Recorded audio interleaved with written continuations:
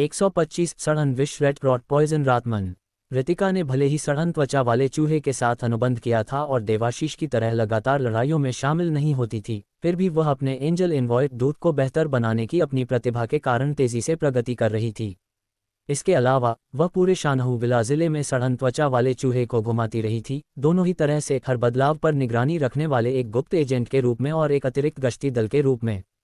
यह उसकी प्रतिभा और एंजल एनवॉय के उसके उपयोग के कारण ही था कि वह अपनी शक्ति को बनाए रखने में सक्षम थी। हालांकि देवाशीष से देर से, लेकिन पिछले 2 दिनों में उसने वास्तव में महसूस किया कि सड़न त्वचा वाला चूहा प्रजाति की सीमा तक पहुंच गया है, जो कि प्रथम क्रम उच्च ग्रेड की सीमा थी। पुरस्कार और दंड के साथ ऋतिका, जो शिविर के समग्र संचालन के लिए जिम्मेदार थी, को उन्नति के लिए दिव्य दीक्षा अनुष्ठान से गुजरने की प्राथमिकता स्वाभाविक रूप से मिली। वह बंदी बनाए गए जीवों जैसे कि मांस पर्वत दानव, मीट माउंटेन डेमन या पंजे वाले विशालकाय, जिनका सभी का ग्रेड प्रथम क्रम उच्च ग्रेड था, का उपयोग करने पर विचार कर रही थी। लेकिन अब विशाल पिछवाड़े के लॉन में कई जीवित आंख वाले जीव मौजूद थे, जिनमें से कुछ प्रथम क्रम उच्च ग्रेड की शक्ति वाले थे, इसलिए चुनाव स्पष्ट था। ऋतिका ने एक मुस्कान दिखाए, हल्के से सिर हिलाया और कहा, मैं समझ गई। वह सबसे पहले मयंक के निर्देशों को बताने के लिए देवाशीष के पास गई। बूढ़ा देवाशीष तुरंत समझ गया कि इसका मतलब मूल्य निकालना है। उसने अपना सीना फुलाया, ये बताते हुए कि वह 1-2 बातें जानता है, और कहा कि छड़ी और गाजर की रणनीति का मिश्रण कुछ प्रतिशत निचोड़ लेगा और फिर एक स्थिर प्रवाह स्थापित करेगा, जिसमें चमन जैसे लोग उनके लिए काम करेंगे।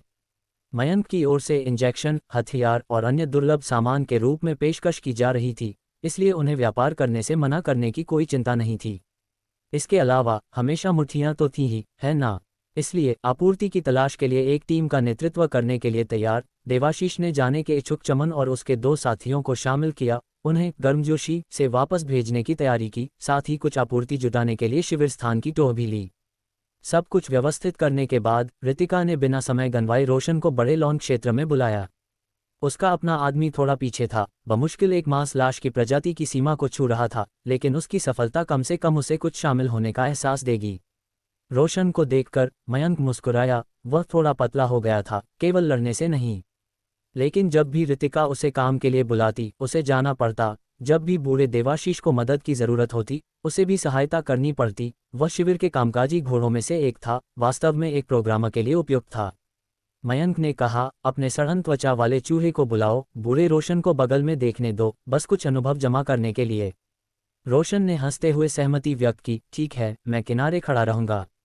रोशन मुस्कुराते हुए मयंक के पास आया, जबकि ऋतिका की रक्त आत्मा की किताब जल उठी और सड़न त्वचा वाले चूहे का डरावना रूप उनके सामने प्रकट हुआ। ऋतिका की निगाहें तेज हो गईं जब उसने अपने सामने पिंजरे को देखा, जिसमें प्रथम क्रम उच्च ग्रेड का एक आंख वाला जीव था।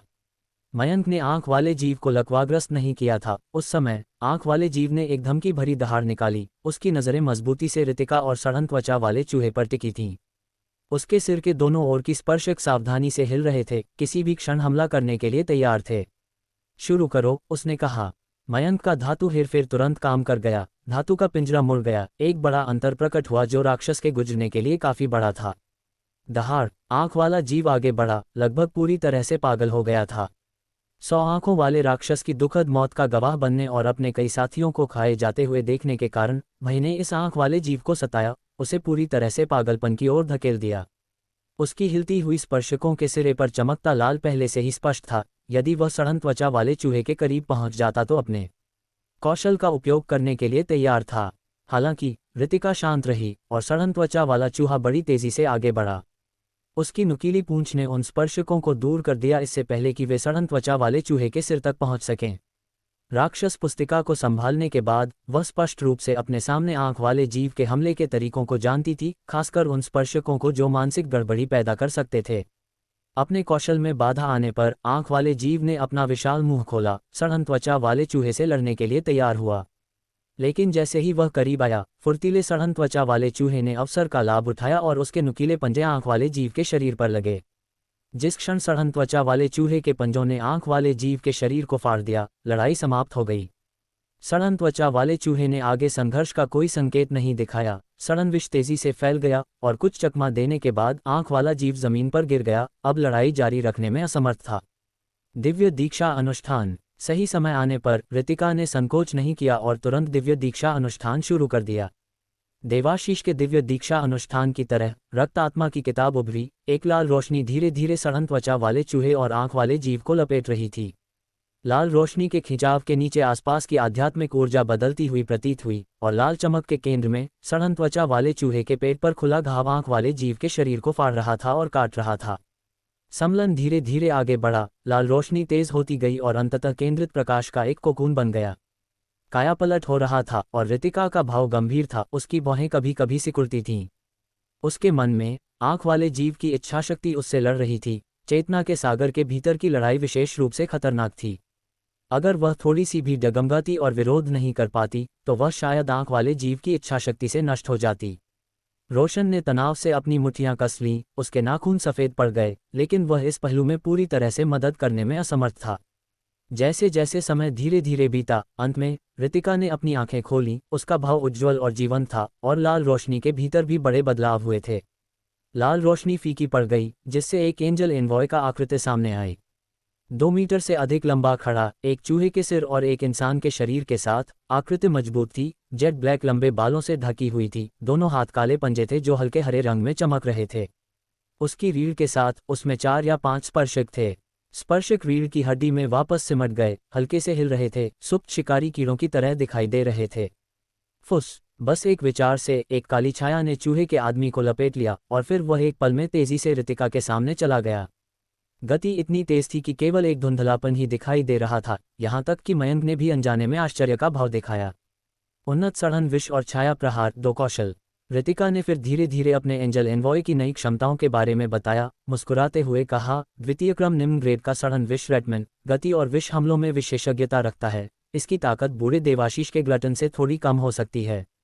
छाया प्रहार, छाया की वह परत थी जिसने सड़न विष रेडमैन की गति और ताकत को काफी बढ़ाया, जबकि उन्नत सड़न विष उसका मूलभूत कौशल था। न केवल उसके पंजे विष से जड़े हुए थे, बल्कि यदि वह चाहे तो सड़न विष रेडमैन अपने पूरे शरीर को विष से लपेट सकता था।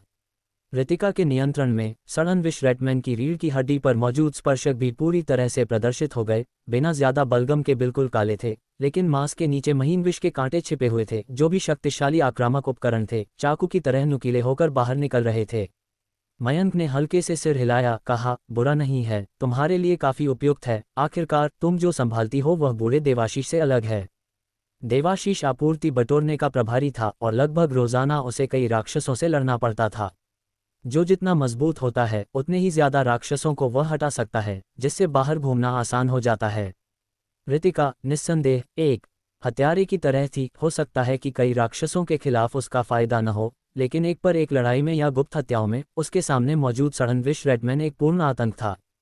तुम पहले विकसित एंजल एनवॉय से अभ्यस्त हो जाओ, दूसरे के लिए जल्दी मत करो। चलो बी किंग अनाज गोदाम पर कब्जा करने की तैयारी करते हैं, फिर आगे की योजना बनाते हैं।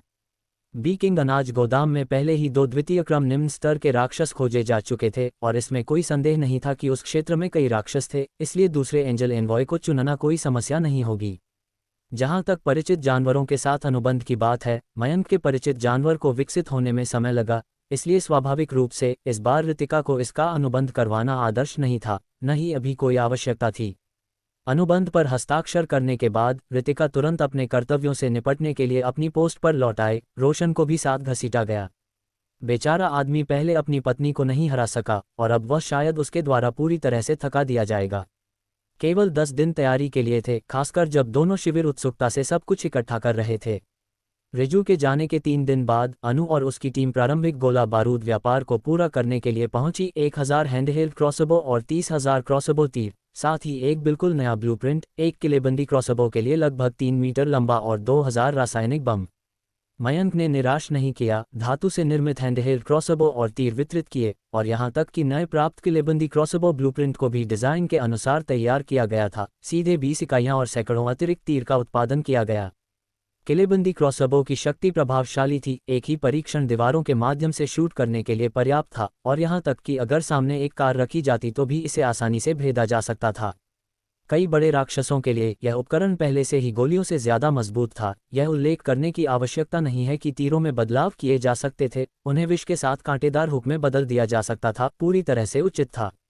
और उधर टिशा के स्थल पर उन्होंने बिच्छू, मकड़ी, दानव, प्राचीन कृमि वृक्षों, वृक्ष जनित कृमि से अंगों को निकालने पर ओवरटाइम काम किया ताकि इंजेक्शन बनाया जा सके।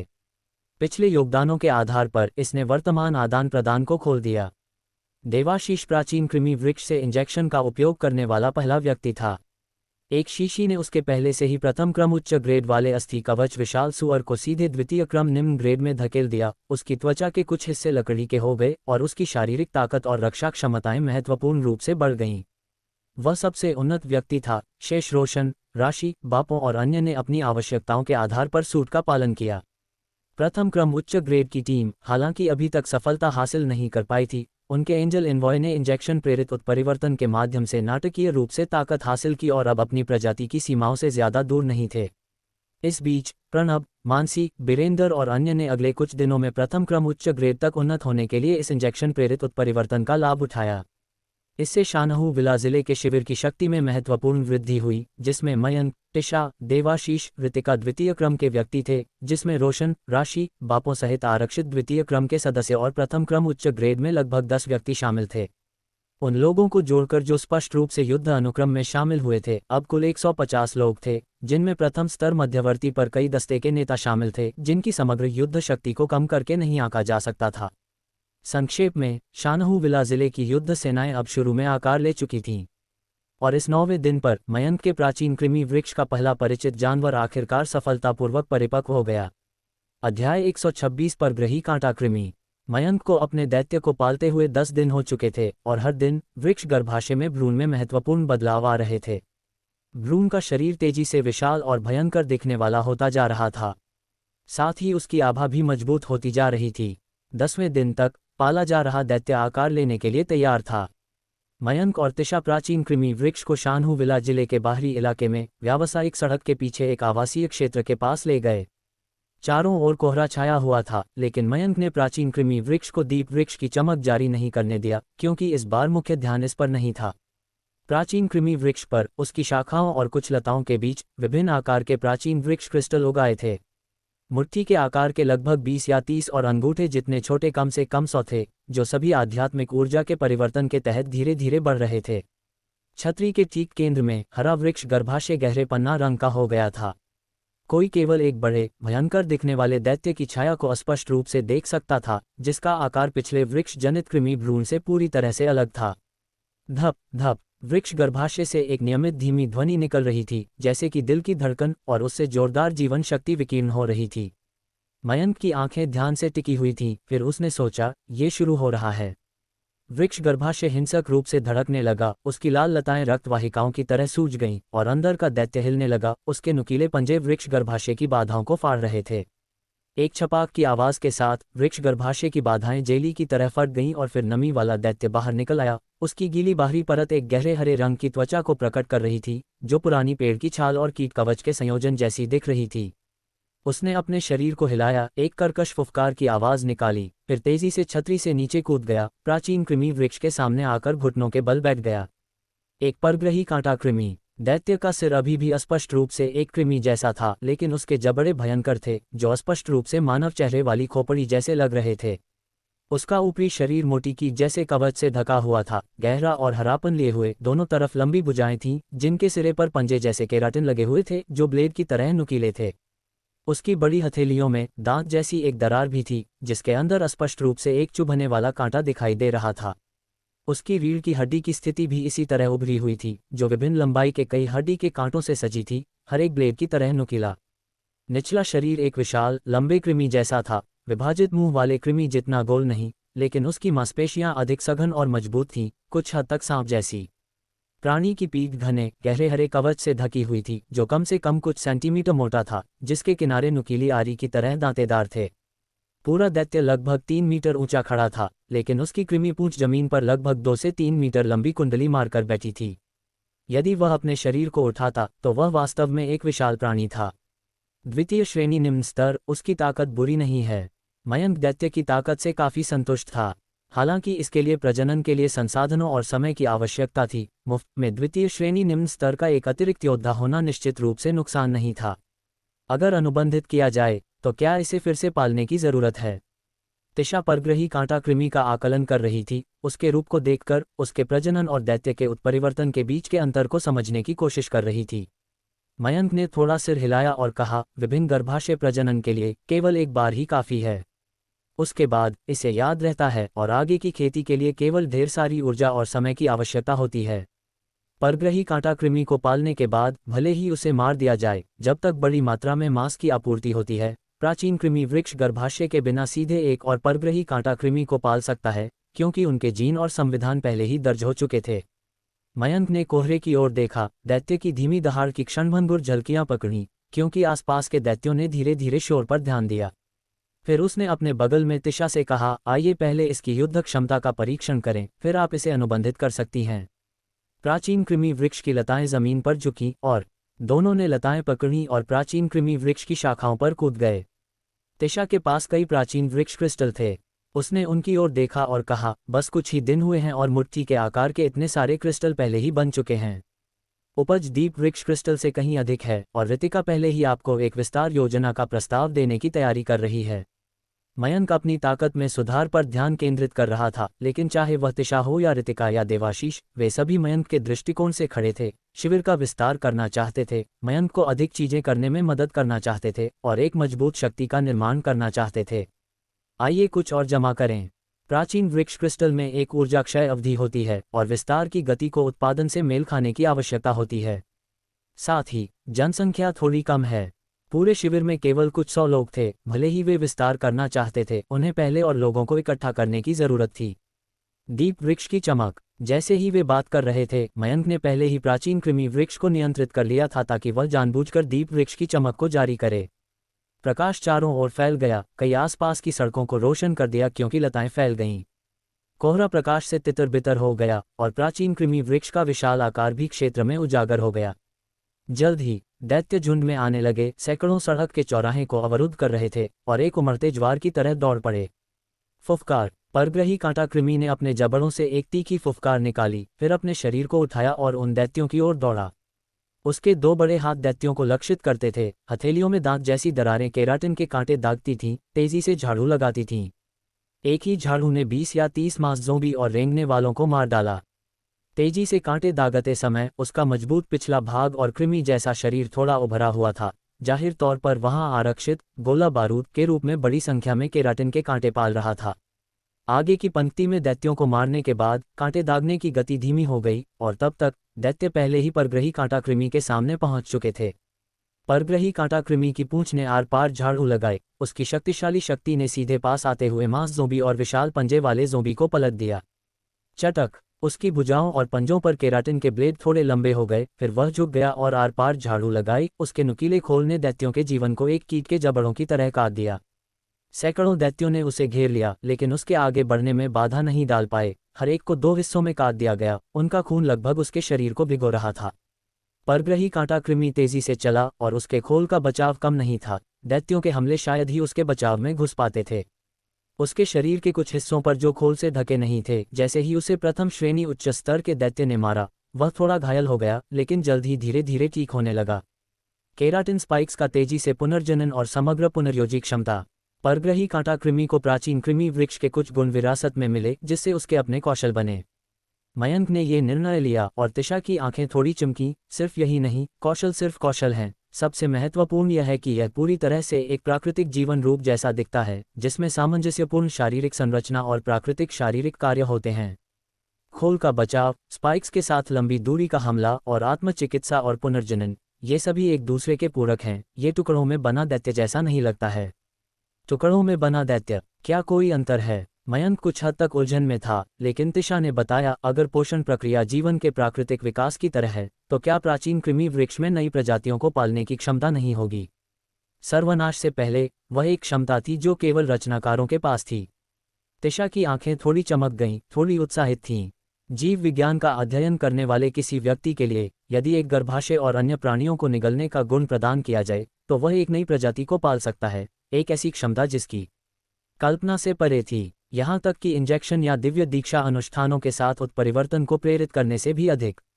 यह अधिक प्राकृतिक लग रहा था। कम से कम तिशा ने ऐसा ही देखा। मयंक बस एक पल के लिए स्तब्ध रह गया, इस विषय में गहराई से नहीं गया और अपना ध्यान वापस परग्रही कांटा कृमि पर केंद्रित कर दिया। नरसंहार जारी रहा। 10 मिनट बाद उसने लगभग 400 दैत्यों का वध कर दिया था। उनके शरीर और खून जमीन पर दाग लगा रहे थे और सैकड़ों और अभी भी उस पर भीड़ लगा रहे थे। उनकी दहाड़ें लगातार गूंज रही थीं। ये पहले से ही आसपास के अधिकांश दैत्य थे और नए दैत्यों के आने की आवृत्ति बहुत कम हो गई थी। परग्रही कांटा कृमि ने अपनी हथेलियों से स्पाइक्स दागना बंद कर दिया था। उसकी ताकत और गति दोनों में काफी गिरावट आई थी और उसके खोल पर कई दरारें दिखाई दे रही थीं, जबकि कुछ घावों के ठीक होने की गति नाटकीय रूप से धीमी हो गई थी। सैकड़ों, यहां तक कि हजारों से अकेले लड़ना लंबे समय तक युद्ध ने उसकी शारीरिक शक्ति और उसके शरीर की आध्यात्मिक ऊर्जा का एक बड़ा हिस्सा खपत कर लिया था। उसकी ताकत कमजोर हो रही थी। युद्ध में धीरज को केवल पासिंग माना जा सकता है, लेकिन उसकी दानव नेत्र मकड़ी महिला की तुलना में ये पहले से ही मजबूत है। विभिन्न विशेषज्ञता। मयंक ने चुपचाप ये निर्णय लिया, हर द्वितीय श्रेणी निम्न स्तर के दैत्य में युद्ध में इतनी मजबूत शारीरिक बनावट और धीरज नहीं हो सकता है। विभिन्न प्रजातियों का स्वाभाविक रूप से अलग अलग ध्यान केंद्रित होता है। अगर यह पुराने देवाशीष के पेटु प्राणी और हड्डी कवच विशाल सुअर होते तो सहनशक्ति और बचाव के मामले में वे निश्चित रूप से बेहतर होते, लेकिन लंबी दूरी के प्रहार और फुर्ती में उनकी कमजोरियां होती। जाओ, अनुबंध करो। जैसे ही मयंक की आवाज गिरी, तिशा ने थोड़ा सिर हिलाया। लताओं ने दोनों को पकड़ा और उन्हें नीचे ले आई, और इस क्षण जमीन के नीचे छिपी लताएं एक अत्यंत तेज गति से फट गईं, पूरे युद्ध के मैदान में झाड़ू लगाती हुई। दैत्यों को लताओं ने घेर लिया। उनके शरीर संकुचन से मुड़ गए, लेकिन चाहे वे कितना भी संघर्ष करें, वे शायद ही बच पाएं। मयंक और तिशा परग्रही कांटा कृमि के पास पहुंचे, जो लड़ना बंद करने के बाद धीरे धीरे अपनी ताकत और आध्यात्मिक ऊर्जा को फिर से हासिल कर रहा था। उसके घाव बहुत धीरे धीरे ठीक होने लगे थे। तिशा में रक्त आत्मा की पुस्तक लाल हो गई और दानव नेत्र मकड़ी महिला तुरंत उसके बगल में दिखाई दी। अपनी हथेली को परग्रही कांटा कृमि के सिर पर निशाना बनाते हुए उठाया। फूंक! मकड़ी का कांटा बाहर निकला, परग्रही कांटा कृमि के सिर को छेदते हुए खून छलक गया। परग्रही कांटा कृमि का शरीर सहज रूप से मरोड़ गया, लेकिन उसने अभी भी विरोध नहीं किया। दानव नेत्र मकड़ी महिला ने कोई दया नहीं दिखाई। मकड़ी का कांटा लगातार हमला करता रहा, जब तक कि उसकी पुनर्योजी क्षमता भी परग्रही कांटा कृमि को नहीं बचा सकी, जिसने पूरी तरह से अपना जीवन खो दिया। जिस क्षण उसने अपना जीवन खोया, प्राचीन कृमि वृक्ष के माध्यम से मयंक के अनुबंधित जानवर की मृत्यु को महसूस कर सकता था। वृक्ष गर्भाशय, लेकिन मयंक पहले ही इसके लिए तैयार था। तिशा पास में परग्रही कांटा कृमि को अनुबंधित कर रही थी, जबकि प्राचीन कृमि वृक्ष का मुकुट हिल गया। एक मंद हरी रोशनी निकलती हुई, खून लाल लताएं जमीन पर पड़े शवों की ओर झाड़ू लगाती हुई निगलना शुरू हुआ। जीवन सामग्री धीरे धीरे वृक्ष गर्भाशय के लता जैसे विस्तार से स्रावित हुई, फिर धीरे धीरे एक नए भ्रूण में एकत्रित हुई। प्रारंभिक वृक्ष जनित कृमि से भी छोटा, एक अविभाज्य मांस के गोले जैसा दिखता है। हालांकि ये केवल अस्थायी था। लगभग 1000 दैत्य शव पोषक तत्वों में बदल गए, जो प्राचीन कृमि वृक्ष को 10 दिनों के बाद एक और परग्रही कांटा कृमि को पोषित करने के लिए पर्याप्त थे। अनुबंध प्रक्रिया कठिन नहीं थी और कुछ ही मिनटों में मृत परग्रही कांटा कृमि तिशा का दूसरा देवदूत दूत बन गया था। पारस्परिक भोजन प्राप्त करने के बाद तिशा की शारीरिक स्थिति में स्पष्ट रूप से सुधार हुआ। उसकी आभा और भी मजबूत हो गई। हालांकि एक देवदूत दूत के रूप में अनुबंधित तिशा के पास सर्वोच्च कमांड अधिकार था, लेकिन निस्संदेह मयंक और तिशा की भविष्यवाणी सही थी, क्योंकि प्राचीन कृमि वृक्ष द्वारा पाले गए अनुबंधित जानवर को रक्तरेखा के मामले में पूरी तरह से दबा दिया गया था। प्राचीन कृमि वृक्ष अपनी आभा से सक्रिय रूप से लक्षित किए बिना ठीक था, लेकिन अगर यह बिना किसी रोक टोक के दबा दिया जाता है तो उसकी समग्र ताकत आधे से अधिक दबाई जा सकती है। अनुबंध पूरा होने के बाद मयंक ने प्राचीन कृमि वृक्ष से सभी दैत्य शवों को साफ करवाया। लगभग 6 से 7 घंटे लगे। अंत में अंतर्ग्रहण पूरा हुआ। वृक्ष गर्भाशय के भीतर परग्रही कांटा कृमि का एक थोड़ा छोटा मॉडल बन गया। सब कुछ तैयार था, बस अगले दिन के जमावड़े का इंतजार था।